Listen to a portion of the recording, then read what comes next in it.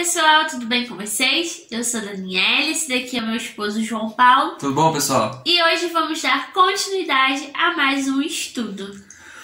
Bem, hoje nós vamos falar de mais um bloco de Lucas, capítulo 2. O bloco vai do versículo 25 até o versículo 35. Lucas 2, do 25 ao 35. No último estudo, nós falamos sobre o nome de Jesus Cristo. E vimos que José e Maria foram levar Jesus para o templo em Jerusalém, porque era comum apresentar crianças recém-nascidas, principalmente o primogênito, que era o primeiro filho, que deveria ser sempre consagrado ao Senhor. A Dani trouxe esse estudo para a gente. Dentro das aplicações que a Dani trouxe desse texto, nós vimos que muitas vezes vivemos em volta dos nossos prazeres e esquecemos de dar toda a glória a Deus.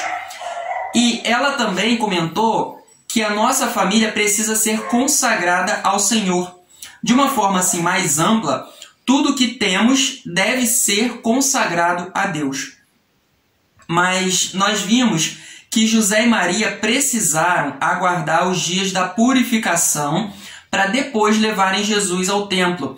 Eles tiveram que esperar Maria ser limpa do fluxo sanguíneo para depois oferecerem sacrifícios com o objetivo de completar o ato da purificação.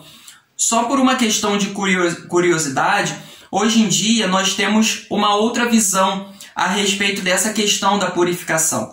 Não é mais necessário esperar esse tempo todo e depois fazer sacrifícios de animais, porque é o sangue de Jesus que nos purifica de todo pecado. Então, continuando a história, José e Maria foram ao templo e lá aconteceu um negócio muito interessante. Vamos ver Lucas 2, versículos 25 e 26. Havia em Jerusalém um homem chamado Simeão, homem este justo e piedoso, que esperava a consolação de Israel, e o Espírito Santo estava sobre ele.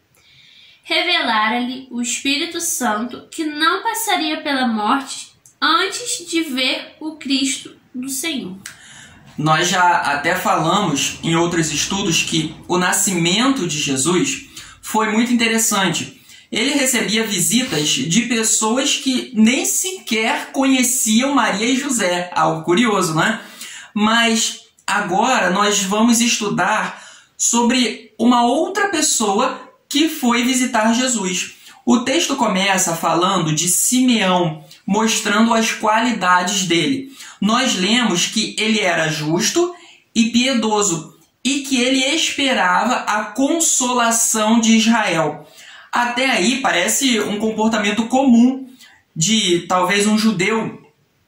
Mas quando o texto diz que Simeão era justo, Lucas escreve uma palavra em grego que não era tão comum. Ele usa a palavra dikaios, em grego, que significa uma pessoa que não é justa somente porque obedece a todas as leis, mas é uma pessoa considerada justa diante de Deus. É algo muito mais profundo, muito mais intenso. Mas uma pergunta interessante aqui pra gente pensar. Simeão era um jovem ou ele era um velho? O que você acha? Simeão era um jovem ou ele era um velho? Sei, acho que de ler assim, a gente tem a impressão de que ele era uma pessoa já de idade.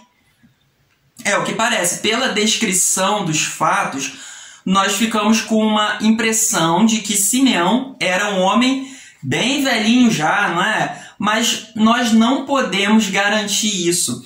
O que nós sabemos é que ele não iria morrer antes de ver o Cristo. O que nós precisamos entender com esse texto é que somente é possível ver o Cristo por meio de uma revelação divina. Pode ser que você ouça falar muito de Jesus, mas isso não é suficiente. É necessário que o Espírito Santo abra os seus olhos e te mostre quem é Jesus. Nós somos tão carentes quanto Simeão. Simeão não foi ao templo por acaso. Ele foi conduzido pelo próprio Espírito Santo. Vamos ver do versículo 27 até o versículo 32. Movido pelo Espírito, foi ao templo. E quando os pais trouxeram o menino Jesus para fazerem com ele o que a lei ordenava, Simeão o tomou nos braços e louvou a Deus, dizendo: Agora, Senhor, podes despedir em paz o teu servo, segundo a tua palavra, porque os meus olhos já viram a tua salvação, a qual preparaste diante de todos os povos, luz para a revelação aos gentios e para a glória do teu povo de Israel. Eu não sei se você consegue entender bem como que isso funciona, mas o Espírito Santo pode conduzir uma pessoa até um determinado lugar. Por exemplo, você frequenta a sua igreja, você frequenta uma congregação, coisa que talvez há uns anos atrás você nunca iria imaginar que você estaria frequentando esse determinado lugar. Isso é obra do Espírito Santo, foi o Espírito Santo que te conduziu até lá. Mas com Simeão foi um pouco diferente, porque ele tinha recebido uma revelação de Deus. Então, ele estava plenamente consciente de que ele iria ver o Cristo. Olha o privilégio que Simeão teve. Ele não sabia como seria a vida de Jesus. Ele praticamente só sabia que ele era o Salvador. Ele creu nessa promessa e por isso ele foi salvo. Mas vocês acham que Simeão estava desejando a morte no versículo 29? Que no versículo 29 ele fala: Agora, Senhor, podes despedir em paz o teu servo segundo a tua palavra. Você acha que ele estava desejando a morte nesse texto? Não, eu acho que isso é algo... É um meio natural, até às vezes no nosso meio. É como se fôssemos nós já fiz isso, já fiz aquilo outro, agora já posso ir. Como se já tivesse terminado tudo aqui nessa terra. Então, o que Simeão desejava era ver Jesus antes de morrer. Era isso que ele desejava. Ele poderia morrer naquele momento ou anos depois, não é? O importante foi que ele teve um encontro com Cristo. Esse encontro com Cristo é o que muda a vida de uma pessoa. Não um encontro físico igual ao de Simeão, mas um encontro em que o próprio Deus se revela a você. Ele revela quem ele é e a obra de salvação que ele fez por você. O que mudou na vida de Simeão não foi o encontro com Cristo no sentido físico, mas sim essa revelação que ele teve a respeito da pessoa de Cristo, até porque muitas outras pessoas estavam fisicamente com Jesus e não foram salvas. Quando Simeão pegou Jesus nos braços, o que ele estava vendo não era apenas uma criança. Ele estava enxergando a salvação por meio daquela criança. Foi isso que ele disse no versículo 30, porque os meus olhos já viram a tua salvação. Eu não sei se Simeão era um judeu. Parece que sim, mas ele usa umas palavras que talvez um judeu não gostaria muito de ouvir. O povo judeu sempre foi um povo separado por Deus. Então eles sempre tiveram muito essa ideia de que só existia salvação para eles. Somente os filhos de Israel poderiam ser salvos, porque toda a promessa de salvação e da vinda do Messias era muito direcionada ao povo de Israel. Ele junta judeus e gentios no mesmo grupo. É isso que Simeão faz. Ele junta judeus e gentios no mesmo grupo, mostrando que a salvação não era apenas dos judeus. Ele diz aqui que a salvação foi preparada para todos os povos. É isso que ele fala, todos os povos, então junta judeus e gentios. É claro que Isaías e Miqueias, os profetas do Antigo Testamento, já tinham falado que a salvação iria incluir os gentios, mas nem todos os judeus entendiam isso. Com a gente acontece de uma forma um pouco diferente. Alguns cristãos acham que somente quem frequenta uma determinada igreja vai ser salvo. Mas nós sabemos que isso não é verdade. Se eu mudar para uma igreja de outra denominação, por exemplo, eu vou ser salvo? Com certeza.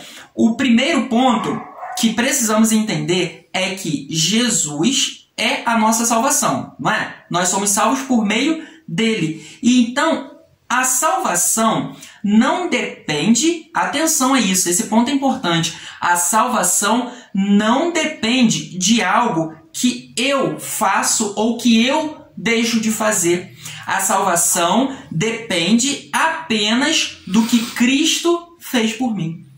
Esse é o ponto central. A salvação depende apenas do que Cristo fez por mim. A salvação vem dele. Até aqui tudo bem. Mas se eu sou salvo, é sinal de que eu creio no sacrifício de Cristo e eu entendo que esse sacrifício foi suficiente para perdoar todos os meus pecados. Como consequência, eu vou passar a ter uma vida guiada pelo Espírito Santo. Eu não posso mais fazer aquilo que eu quero, mas eu tenho que fazer aquilo que Deus quer. Não é isso que vai me salvar, mas isso mostra que eu sou realmente salvo. Então, as minhas atitudes são apenas uma consequência de eu ter sido salvo. Eu fui salvo pelo que Cristo fez e por conta disso eu vou agir como uma pessoa salva. Eu não vou ter boas obras para ganhar a salvação, por exemplo, mas eu vou ter boas obras porque eu recebi a salvação. E se eu preciso fazer aquilo que Deus quer, então eu tenho que obedecer a tudo que a palavra de Deus manda. É aqui que começa o conflito. E é por meio do que a palavra de Deus ensina que nós devemos colocar talvez uma lente para enxergar melhor com a ajuda de Deus se eu estou em uma igreja que ensina aquilo que a Bíblia diz. É isso que você precisa observar. Eu não posso dizer que quem frequenta uma determinada igreja ou até mesmo religião é salvo ou não, porque isso é algo que somente Deus sabe e a pessoa também sabe. Mas se eu sou salvo e eu só faço aquilo que a Bíblia manda, será que faz sentido, por exemplo, eu frequentar uma igreja onde as pessoas adoram alguém que não é Jesus Cristo? A Bíblia deixa bem claro, em 1 Timóteo, capítulo 2, versículo 5, que só existe um mediador entre Deus e os homens, que é Jesus Cristo. Então ele é o único que é digno de ser adorado. Eu só posso adorar ele, até porque foi ele que me salvou. Não faz sentido também eu estar debaixo de uma liderança que eu sei que ensina heresias, por exemplo. Se você está debaixo de uma liderança que ensina coisas contrárias à Bíblia, você certamente está sendo conivente com isso daí. O costume não é mais importante. A tradição não é mais importante. O importante de verdade é o que está na Bíblia, aquilo que está escrito.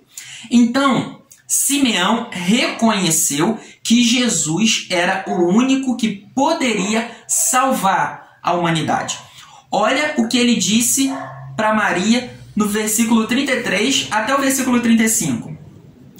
E estavam o pai e a mãe do menino, admirados do que dele se dizia. Simeão os abençoou e disse a Maria, mãe do menino: Eis que este menino está destinado tanto para a ruína, como para o levantamento de muitos em Israel, e para ser alvo de contradição. Também uma espada transpassará a tua própria alma, para que se manifestem os pensamentos de muitos corações. Que difícil essa parte, hein? Maria e José deviam ficar meio, vou dizer assim, embabacados, né? Com as coisas que ouviam sobre Jesus. O nascimento dele foi algo inusitado, totalmente diferente do comum. Nunca se ouviu falar de nada igual em toda a história. A expectativa em cima de Jesus estava grande demais. Ficava até difícil José e Maria entenderem todas essas expectativas que as pessoas tinham a respeito de Jesus. Quando Simeão começa a liberar palavras de bênção sobre aquela família, ele começa a profetizar sobre algumas coisas que ainda iriam acontecer. Jesus estava destinado, olha só, tanto para a ruína quanto para o levantamento de muitos. Foi isso que a Dani leu para a gente. Até aqui, ou melhor, nesse ponto especificamente, existe uma questão que é meio polêmica, que é a seguinte: pode ser que o mesmo grupo de pessoas, que ele está falando aqui nesse texto, né, uma interpretação possível, pode ser que o mesmo grupo de pessoas seja destinado à ruína, como se fosse uma humilhação seguida de depois um levantamento, de um possível levantamento depois, como se fosse uma exaltação. Mas também existem teólogos que dizem que existiriam dois grupos de pessoas, onde um grupo seria destinado à ruína, falando do inferno, enquanto outro grupo seria destinado a um levantamento, falando de salvação. Existem essas interpretações aí, mas o que nós podemos afirmar com certeza é que quem crê em Jesus será salvo. Além disso, Jesus seria alvo de contradição, como acontece até hoje, na verdade. Enquanto nós temos a certeza de que Ele é o Salvador, muitos nem creem nele, não conseguem crer nele. Isso acontece porque nós só podemos crer em Cristo por meio de uma intervenção divina. É o próprio Deus que nos capacita a crer nele. E Simeão termina falando sobre a espada. Isso nos leva a pensar no momento da crucificação de Jesus. Quando os soldados, depois da crucificação de Jesus, quando os soldados quiseram ter a certeza de que Jesus estava morto, o que eles fizeram? O que foi? Eles furaram a lateral de Jesus. Isso, eles furaram Jesus com uma lança na sua lateral. Mas o interessante é que Simeão se dirigiu a Maria para falar isso. Em outras versões, isso fica até mais claro, ou talvez um pouco mais confuso para alguns, porque dá a ideia de que a espada iria traspassar a alma de Maria, falando sobre talvez a angústia que ela iria sentir por ver Jesus na cruz. Olha que forte isso. Mas certamente, ainda assim, a dor que Jesus sentiu foi muito maior do que a dor de Maria, com certeza. Ela teve, claro, um grande sofrimento, mas o que Jesus passou foi muito pior. E quando ele fala sobre a manifestação dos pensamentos de muitos corações, que o texto também fala sobre isso, essa parte da manifestação dos pensamentos de muitos corações é exatamente porque, enquanto uns iriam declarar que Jesus é o Salvador, outros iriam rejeitá-lo, seja com palavras, seja com atitudes. Então, no próximo estudo, nós vamos falar sobre Ana, que muitos, inclusive, confundem com a mãe de Samuel. Mas essa Ana aqui foi uma outra Ana, uma pessoa diferente. Então é isso aí. Espero que vocês estejam nos acompanhando. E um abraço. Até mais.